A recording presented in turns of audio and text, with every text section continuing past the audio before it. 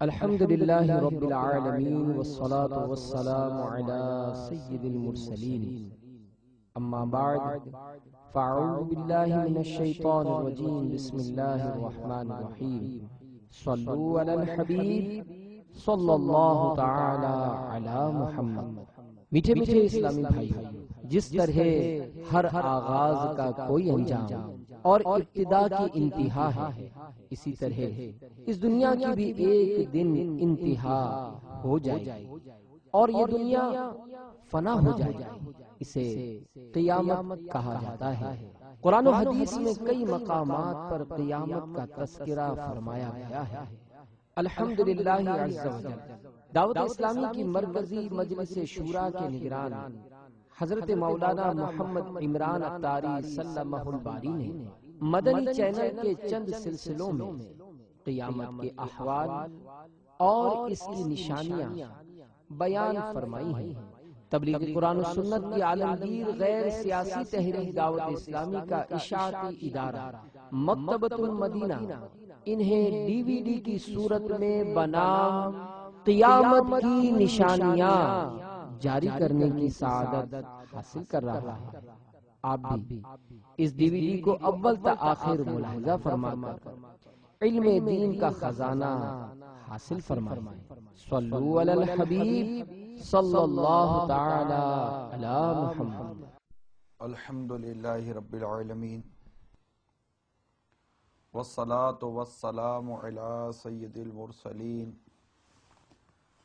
اما بعد فاعوذ باللہ من الشیطان الرجیم. بسم اللہ الرحمن الرحیم. الصلاة والسلام علیک یا رسول اللہ وعلی آلک واصحابک یا حبیب اللہ. الصلاة والسلام علیک یا نبی اللہ وعلی آلک واصحابک یا نور اللہ. رحمت عالم نور مجسم شاہ بنی آدم صلی اللہ تعالی علیہ وآلہ وسلم کا فرمان عالی شان ہے، تم میں سے قیامت کے دن میرے سب سے زیادہ نزدیک وہ شخص ہوگا جس نے دنیا میں مجھ پر کثرت سے درود پڑھے ہوں گے. صلو علی الحبیب صلی اللہ تعالی علی محمد. توبوا الی اللہ استغفر اللہ. صلو علی الحبیب صلی اللہ تعالی علی محمد. میٹھے میٹھے اور پیارے پیارے اسلامی بھائیوں، قیامت اس کا بیان قرآن پاک میں بھی ہے، قیامت کا بیان احادیث مبارکہ میں بھی ہے. اس سلسلے میں سب سے پہلے قیامت کا بیان ہوگا کہ قیامت سے متعلق جو کچھ قرآن کی آیات اور روایات میں بیان آیا، اس کے ساتھ ساتھ میزان عمل کا بیان، حساب کتاب کا بیان اور اس طرح دیگر بیانات کے ساتھ ساتھ انشاءاللہ عز و جل ہم قیامت کی نشانیاں بھی سننے کی سعادت حاصل کریں گے. ترمذی شریف کی حدیث ہے کہ رحمت عالم نور مجسم شاہ بنی آدم صلی اللہ تعالی علیہ وآلہ وسلم کا فرمان عالی شان ہے، جسے پسند ہو کہ روز قیامت کو ایسا دیکھے گویا کہ وہ نظر کے سامنے ہے، تو چاہیے کہ سورہ تکویر، سورہ انفطار اور سورہ انشقاق ان سورتوں کو پڑھے، کیونکہ ان سورتوں میں اللہ تبارک و تعالیٰ نے قیامت کا بیان فرمایا ہے. مثال کے طور پر سورہ تکویر کو لے لیجئے تو اللہ تبارک و تعالیٰ سورہ تکویر میں ارشاد فرماتا ہے پارہ 30، اور قرآن پاک کی ترتیب کے مطابق یہ 81ویں سورت ہے، 81. میرے آقا نعمت امام اہل سنت مجدد دین و ملت پروان شمع رسالت امام عشق و محبت مولانا شاہ امام محمد رضا خان علیہ رحمت الرحمن اپنے شعراء آفاق ترجمہ قرآن کنز الایمان میں اس کا ترجمہ کچھ یوں کرتے ہیں: جب دھوپ لپیٹی جائے اور جب تارے جھر پڑیں، اور جب پہاڑ چلائے جائیں، اور جب تھلکی یعنی گابن اونٹنیاں چھوٹی پھریں، اور جب وحشی جانور جمع کیے جائیں، اور جب سمندر سلگائے جائیں۔ اس طرح اس سورہ مبارکہ میں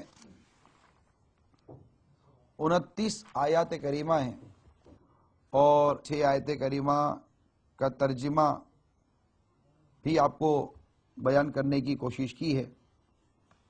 اسی طرح سورہ انفطار میں بھی اللہ تبارک و تعالیٰ نے جو کچھ بیان کیا، میرے آقا نعمت امام اہل سنت مجدد دین و ملت پروان شمع رسالت مولانا شاہ امام احمد رضا خان علیہ رحمت الرحمن اپنے شعراء آفاق ترجمہ قرآن کنز الایمان میں اس کا ترجمہ کچھ یوں کرتے ہیں: جب آسمان پھٹ پڑے، اور جب تارے جھر پڑیں، اور جو سمندر بہا دیے جائیں، اور جب قبریں کھودی جائیں، ہر جان جان لے گی جو اس نے آگے بھیجا،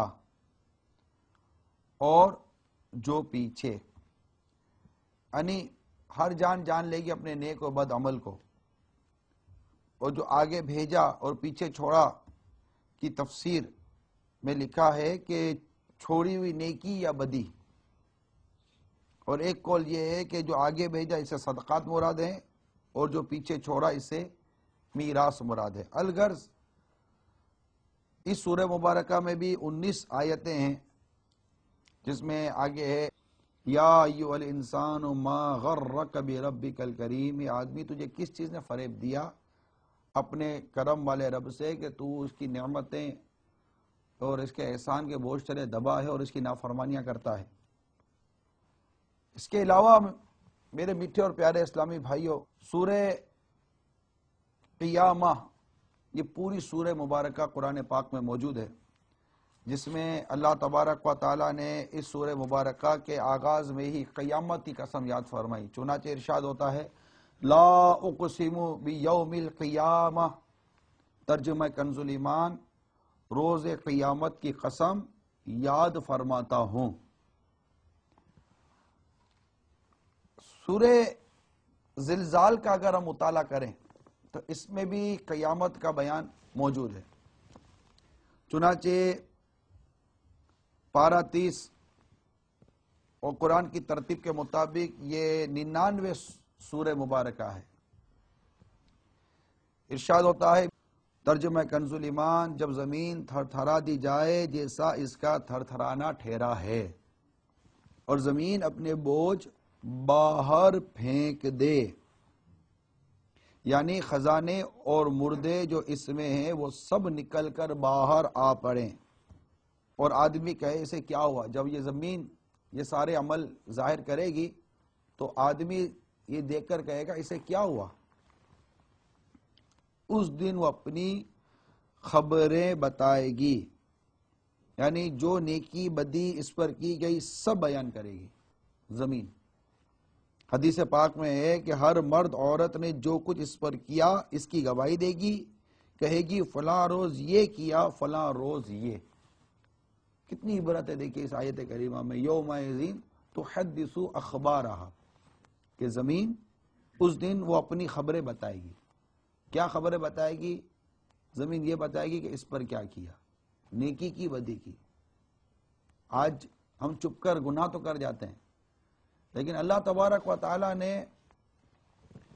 حساب کتاب کے معاملے میں کچھ ایسے معاملات کی ترتیب فرمائی ہے کہ ہم جو کچھ بھی کرتے ہیں نا اس کی گواہیاں کئی جگہوں پر محفوظ ہو رہی ہیں۔ مثال کے طور پر مشہور ہے کرامن کاتبین ہمارے ساتھ ہیں، ہماری نیکی اور بدی کو وہ لکھتے ہیں، تو یہ ایک نظام ہو گیا۔ اس کے علاوہ ہم نے آنکھ سے گناہ کی، آنکھ گواہ بن گیا، ہم نے ہاتھ سے گناہ کی، ہاتھ گواہ بن گیا، یعنی اعضاء بھی گواہی دیں گے۔ اعضاء کو بھی اس بات کے لیے شہادت کے طور پر رکھا گیا ہے، اور اعضاء یہ جانتے ہیں کہ میرے سے کیا عمل کیا جا رہا ہے۔ یہ ایک اور گواہی ہمارے لیے محفوظ ہو گئی۔ تیسری گواہی، جس خطہ زمین پر ہم گناہ کرتے ہیں، نیکی کرتے ہیں، وہ خطہ زمین بھی اس بات کی گواہ بن جاتی ہے۔ اس دن لوگ اپنے رب کی طرف پھریں گے. کیسے پھریں گے؟ اس کی تفسیر میں لکھا ہے کیا حساب ہوگا نا، وہاں سے پھریں گے کئی راہ ہو کر. کوئی دائیں طرف سے ہو کر جنت کی طرف جائے گا، کوئی بائیں جانب سے دوزخ کی طرف، تاکہ اپنا کیا دکھائے جائیں، یعنی اپنی اعمال کی جزا.